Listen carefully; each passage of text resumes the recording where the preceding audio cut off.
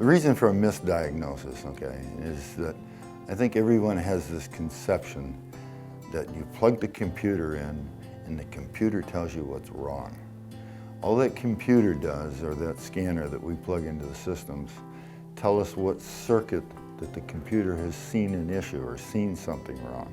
So there's parameters in these circuits, bottom line. And if the computer picks up a voltage spike, which is basically how things are done with the computer system, is electronics. So if it sees it go out of range, it'll turn a check engine light on. All right, at that point in time, you can plug a scanner in, pull the code out of it, and like I say, it doesn't tell you what's wrong, it tells you the circuit that it's seen an issue within it. So you still need a reliable, a good technician that's strong in electronics abilities, because you still have to go back to the basics of getting out your multimeter or your DVOM meter and physically checking the circuits to see what's wrong. Misdiagnosis for check engine light could be faulty equipment. It could be a technician that doesn't have the experience to know when the equipment's not reading correctly.